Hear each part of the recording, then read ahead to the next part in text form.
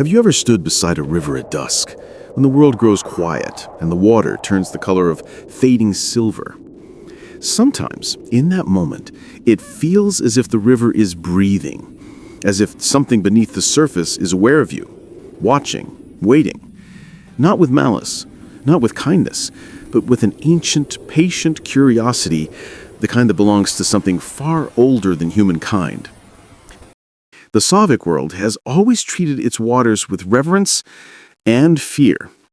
Fishermen avoided certain bends of the river after sundown. Children were warned never to wander near lakes alone. And travelers swore that on still nights they could hear soft laughter drifting across the surface like mist. For centuries, these whispers were not dismissed as imagination. People believed there were beings in these waters, creatures who looked like young maidens, with hair that shimmered like wet reeds and eyes that reflected the moonlight like polished glass. Beings as breathtaking as they were deadly. They were the Rusalka, water nymphs, tragic spirits, guardians of rivers, and sometimes restless ghosts of women whose stories ended too soon. Some saw them as protectors of nature. Others feared them as hunters of the night. But all agreed on one thing. A Rusalka's beauty is the first warning and the last thing you ever see. Tonight, we descend into their world, into the folklore, the fear, and the fascination surrounding one of the most haunting figures in Slavic mythology. The water is whispering. Listen closely, for the tale of the Rusalka is about to begin. So, what exactly is a Rusalka? To the untrained eye, she appears as a beautiful young woman, pale as moonlit water with skin so smooth it looks carved from river mist. Her hair is her most striking feature, long, flowing, and always damp, trailing behind her like strands of weed pulled from the riverbed. Sometimes it is green as algae, sometimes golden like sunlit ripples, and sometimes black as the lake at midnight. But beauty is only the surface. A Rusalka is a water spirit, a being tied not just to the idea of water, but to a specific body of water, a particular river, pond, lake, marsh, or hidden spring.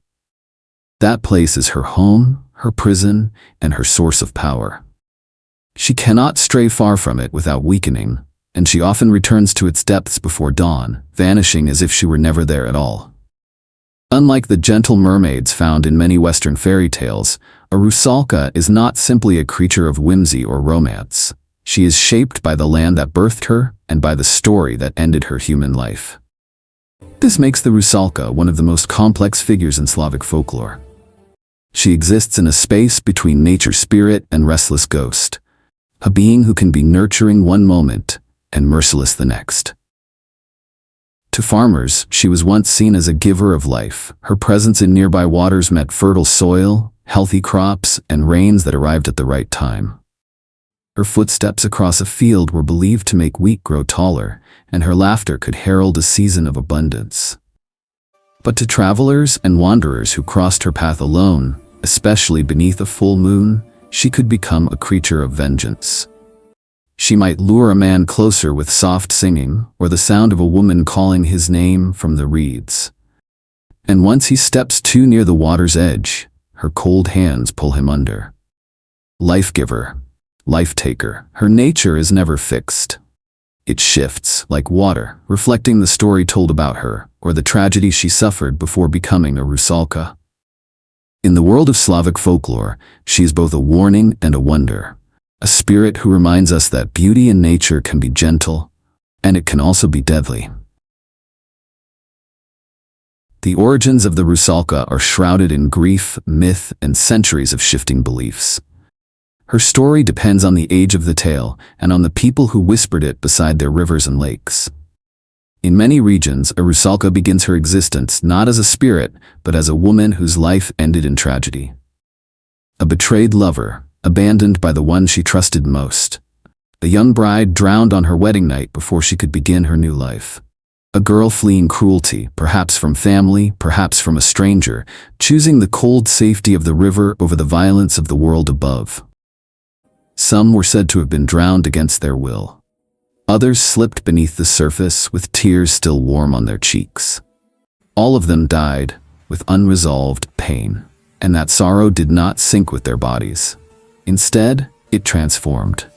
Their spirits rose again, reshaped by the water that claimed them.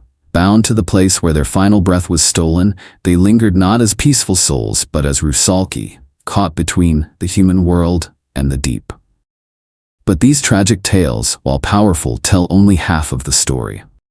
Long before Christianity spread through the Slavic lands, the Rusalki were not considered tormented spirits at all.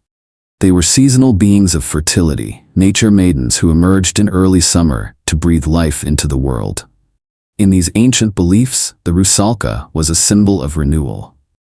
Villagers imagined her dancing through fields at night, her footsteps awakening the crops, her laughter calling rain from the sky. Her wet hair brushing against grass could make it grow tall and vibrant. She was not feared, she was revered. But as religions shifted and social values changed, so did the nature of the Rusalka. What was once a guardian spirit became a warning figure. A nymph of growth became a ghost of sorrow. Her dance of life became, in some tales, a dance of death. And as new stories merged with the old, the Rusalka evolved into the being we know today, a haunting blend of beauty, tragedy, and elemental power. She is a reminder of the way folklore adapts, absorbing the fears, hopes, and beliefs of each generation. A spirit born from both the kindness of nature and the cruelty of humanity, and she has never forgotten either side. Every story about the Rusalka, no matter the region, begins the same way, with beauty. A beauty so striking it feels unnatural, as if sculpted not by human hands, but by the river itself. A Rusalka appears as a young woman, but there is something unmistakably otherworldly about her. Her skin is pale, sometimes almost translucent like water reflecting a cloudy sky. If she stands still long enough, it's hard to tell where her body ends and the mist rising from the water begins.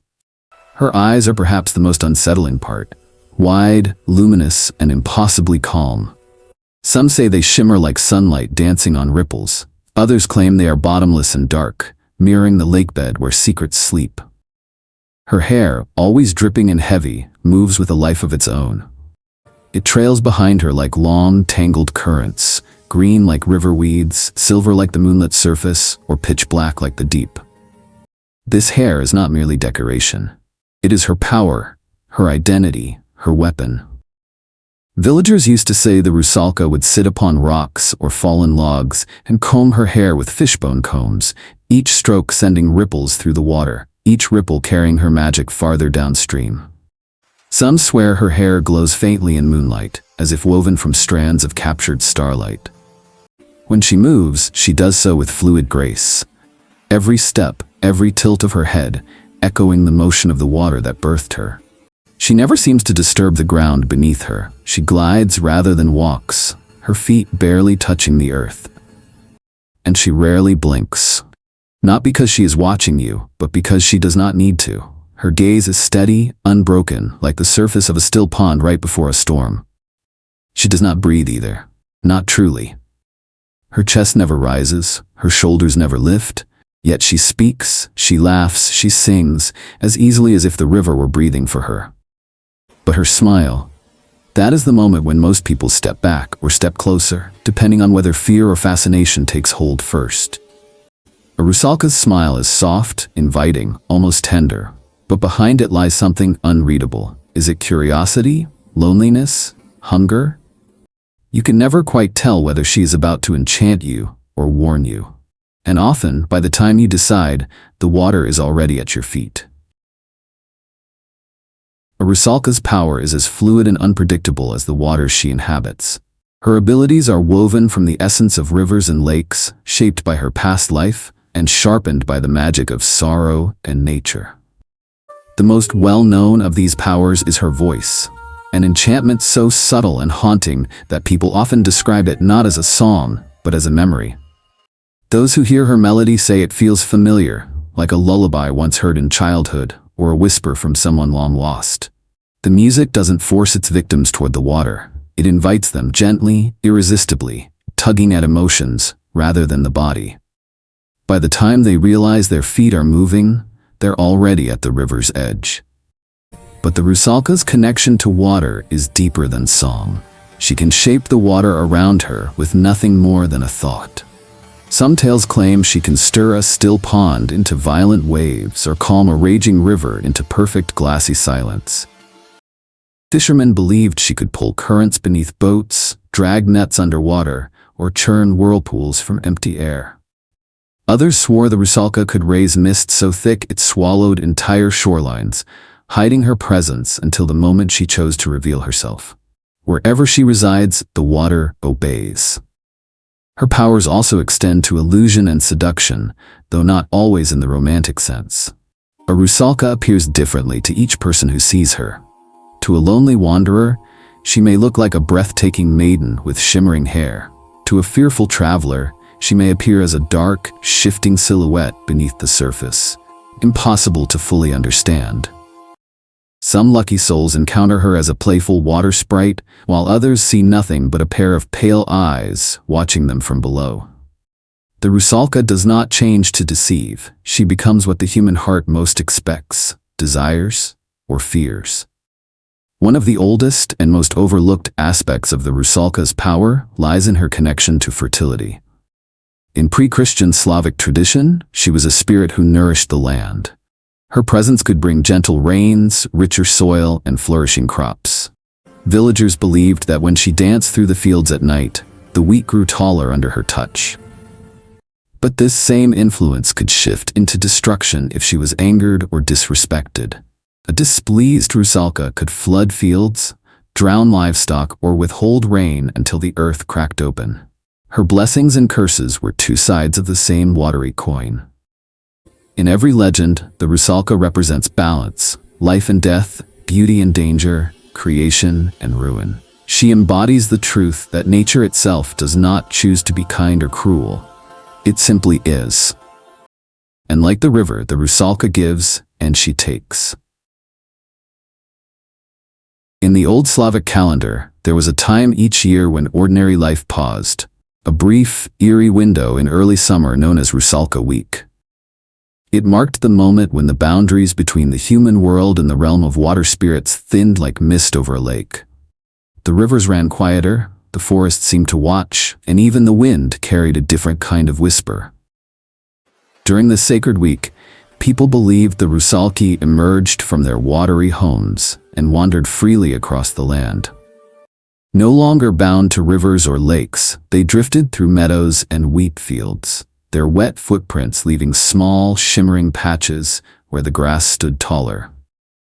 Villagers claimed that at night, you could see them dancing beneath the moon, moving in circles, water droplets trailing behind them like floating pearls.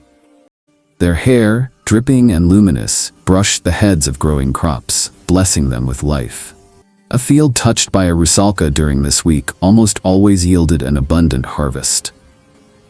But this time of fertility was also a time of great danger. For although the Rusalki brought growth to the earth, they were unpredictable and easily offended. People were warned never to swim during Rusalka week, for the waters were no longer safe.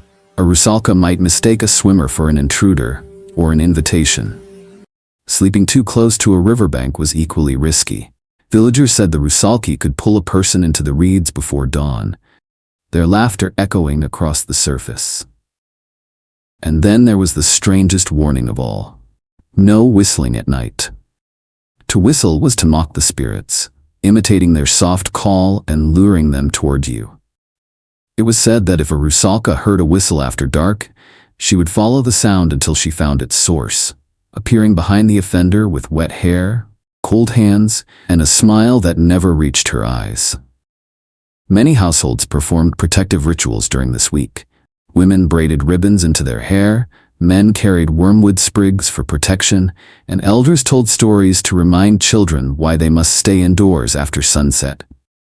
Some communities even held ceremonies to honor the Rusalki, offering bread, honey, or embroidered cloth as symbols of respect. It wasn't only about fear, it was about maintaining a delicate balance between humans and the spirits who controlled the life-giving waters. For during Rusalka week, the Rusalki were not merely legends. They were present, watching, listening, and those who did not treat them with reverence often disappeared into the water without a sound. The Rusalka is a creature of contradictions, a being shaped by centuries of shifting beliefs, fears, and hopes. To understand her is to understand the people who told her stories and the land that breathed life into those stories. For the farmers of ancient Slavic villages, the Rusalka was not a monster at all. She was a quiet guardian of the growing season, a spirit who walked the edges of fields at night, her wet hair brushing against wheat and barley. Where she wandered, crops grew strong. Where she danced, the earth became fertile. Her presence was a promise that the rivers would not run dry, that the rains would come, and that the harvest would be plentiful. To them, she was a whisper of life itself, an embodiment of nature's generosity. But to those who lived near deep lakes and fast-moving rivers, the Rusalka took on a darker shape. She was not a gentle visitor of fields, but a hunter of the waters. People whispered that she waited beneath the surface, pale hands drifting just below the reeds. Men who wandered too close, especially alone, especially at night, might see her beautiful face break the water's surface, hear her soft voice calling them closer, and feel the irresistible pull of curiosity or desire. The next morning, only ripples remained. To these villagers, the Rusalka was not a giver of life but a taker of it, a reminder that water can sustain, but it can also consume. To lovers and the broken-hearted, the Rusalka became a symbol of pain. Her stories often begin with betrayal, abandonment, or unkept promises. A girl who drowned because her heart was shattered, a bride who never reached her wedding, a woman whose love was twisted into tragedy. These tales transform the Rusalka into a reflection of human sorrow, a warning of the devastation left behind when trust is broken. Her beauty, in this interpretation, is not enchanting but mournful, the face of someone who gave her love freely and lost everything in return. But to storytellers, poets, and those who see the world through a more mystical lens, the Rusalka is something far more mysterious. She stands at the crossroads of nature, death, femininity, and the supernatural. She is neither angel nor demon, neither benevolent nor malevolent. Instead, she exists in the liminal spaces between water and land, between life and afterlife, between beauty and terror, a perfect embodiment of the unknown. This duality is what makes the Rusalka impossible to define with a single story. She can be a blessing or a curse, a muse or a monster, depending on who encounters her, and why. Her legend shifts like the rivers she inhabits, changing shape with every telling, reflecting the fears and desires of each generation. And perhaps that is why she remains one of the most complex and enduring beings in all of Slavic folklore. She is not just a creature from tales long past. She is the water itself, beautiful, essential, unpredictable, and endlessly deep. Across the vast Slavic lands, where each river has its own voice and each lake holds its own secrets, villages whispered different stories about the Rusalka. Some tales warned, some mourned. Some explained the heartbreaks and tragedies the living could never fully understand. But all of them agreed on one thing: the water never forgets. In one version, the bride's husband-to-be fled with another woman on the very night of their wedding. Humiliated, still wearing her wreath of flowers, she walked quietly to the riverbank, moonlight shining on her pale dress. The water embraced her, and she vanished beneath the surface without a scream. By morning, the flowers from her wreath floated downstream. The villagers claimed they never rotted. Years passed, but her story didn't end. At the exact hour of her death each year, people reported seeing a woman rise from the river, her wedding dress trailing like mist. Some said she wandered the banks, calling a name carried away by the wind. Others swore she asked travelers whether they had seen a man who breaks promises. Those who answered yes were never seen again. Another story was about the curious lonely fisherman. Returning late from the lake, once heard soft weeping along the shore. Believing he had found a lost woman, he approached gently, his lantern trembling in his hand. "Why do you cry?" he asked. The woman lifted her face, pale and luminous. She asked him a question he did not understand. Why do humans abandon their dead? Why do you leave them to sink alone in the dark? Before he could reply, the wind died. The lake grew still. The woman's hair, long, dripping, impossibly green, began to move on its own. It slithered across the sand like wet vines, wrapping around the fisherman's ankles, then his wrists, pulling him forward. He tried to scream, but the water swallowed his voice.